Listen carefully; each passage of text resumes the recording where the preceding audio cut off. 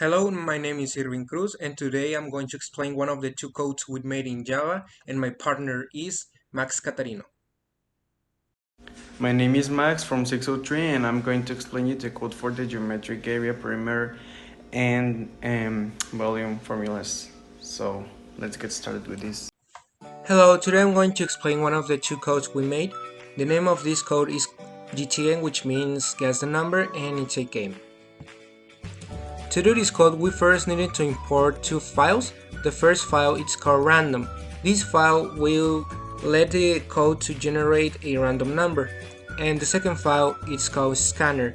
This file lets the user to type a number in the terminal. Public class GTN is the name of our class, and we have our fields. All these fields are type integer because we are only working with numbers. The first field is called answer. In this field, we are basically storing the random number that the code will generate. The second field is called guess. In this field, we are going to store the number that the user types in the terminal.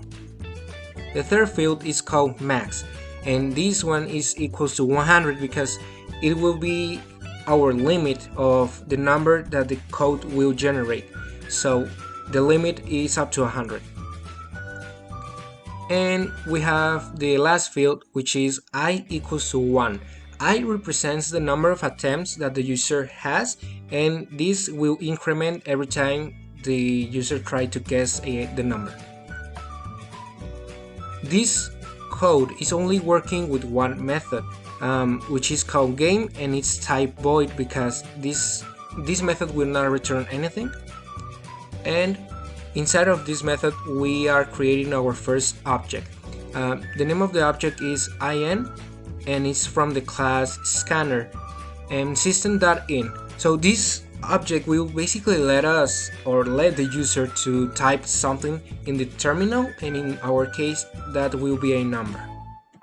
Then we are creating another object which is called rand from the class random, and this object will help us to generate a random number. Then we are creating a local variable which is type boolean, and it's called correct is equal to false. I'm going to explain why in just a minute. And for last, in this part we have basically our code to generate a random number. So we are using our object rand, and that next int means integer, and we are putting max as I said, max is our limit, so this part will just generate a number up to 100. And once it generates a number, it will pass to the field answer. And now we're ready to go. We are basically printing in the terminal the instructions to the user, and we're using a system out print. Guess a number between 1 and 100. You have only 10 attempts. The next step is very important, and we are using a while. The reason we are using a while is because the user will try to guess the number, and he will need to repeat all this procedure over and over and over until he gets the number. And the while works like this: while it's not false because correct is equal to false, and I is less or equals to 10, this will repeat itself over and over and over until one of the conditions is not true. And then we are starting basically now the game. Guess equals in dot next integer. Guess is our field of the answer that the user will type, and in dot next integer will let the user to type a number in the terminal. So once he types the number in the terminal, it will pass to the field guess. Now we have our conditions. We're starting with if the guess number is more than the answer, then we're going to print to the user that his number was too high. Too high, try again. And also we're going to print the number of attempts he has. Attempt numbers equals the number of attempts. Then if the number is not too high, then we're going to use an else if, guess the number he is trying to guess is less than the answer, we're going to print too low, try again, and also we're printing his number of attempt.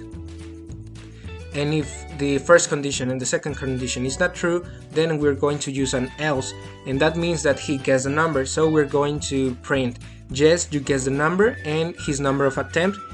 And also we're changing the local variable correct to true to finish this cycle and get done with the while. And for last we have I++.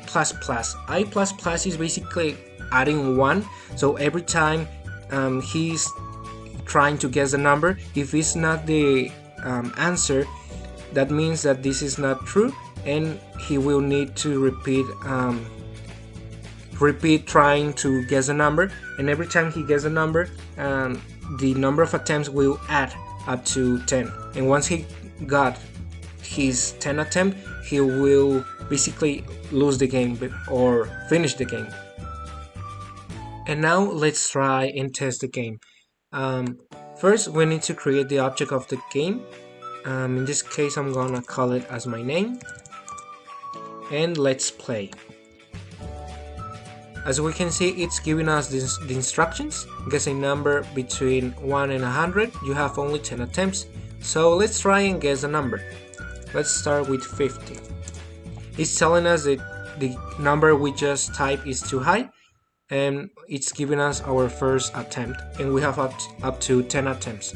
So let's try and type a smaller number. It was too high, and we guess the number in the third attempt. Now let's see what happens if you don't have more attempts. So we try again. We're creating our object, and let's play. In this case I'm going to try and fail and see what happens. So it's too low, that's also too low, that was too high, so the first two conditions are working, and I'm going to fail to see what happens. And as we can see, we got up to 10, and we basically lose the game, and it doesn't let me type anything. So this is the first code we made, and I hope you enjoyed. Okay, so now I'm gonna explain you this application that we create. So the goal for this application is to make it easier for the user to calculate the areas, the volume, and the perimeters of figures, like a circle, like a square, like a rectangle, etc, etc, etc. So first we have here the class, we have here the variables. These are the things that we are gonna use later so the code can work properly. We have side A, side B, height, base, radius, big diameter, small diameter, big side, and small side.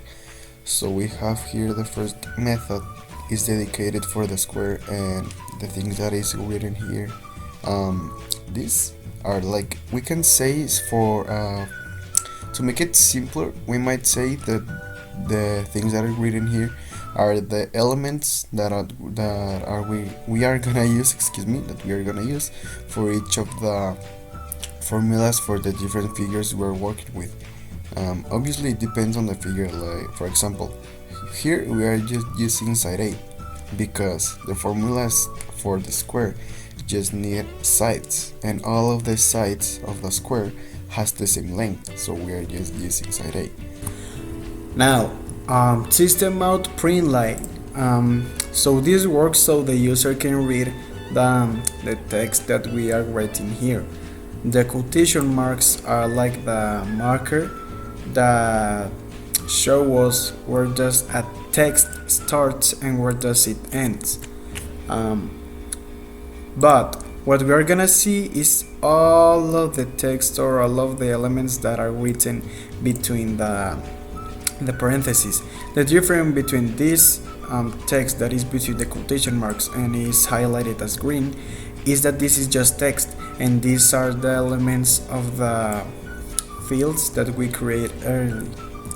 So this is a multiplication. This asterisk is like a multiplication sign. So because the formula for the area of a square is side times side is side times side.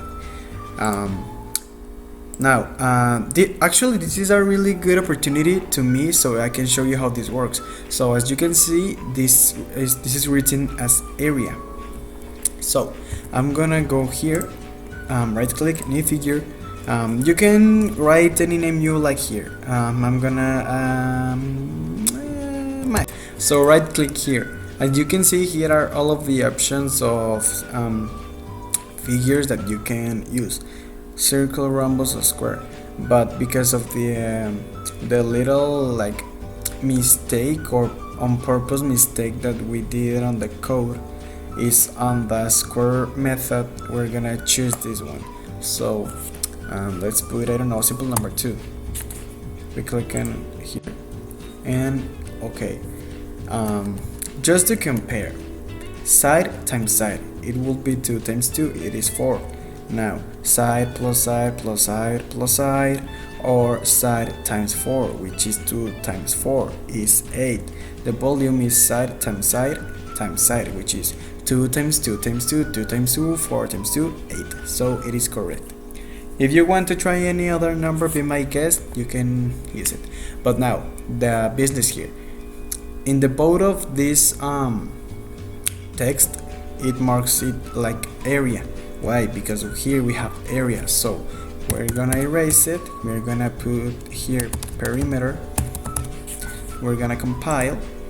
Okay, it is compiled already. We close this window. We're gonna use a brand new, we're gonna name it Rick in honor of my teacher. So square, we're gonna put 2 again, and that's it, perimeter. Okay, this is another opportunity. So here is the S, here ends the quotation marks. So this is all of the text that is here. This 8 is the product of all of this. So that's how it works. The rest of the methods are basically the same, just that we use different elements because the formulas for these figures are different.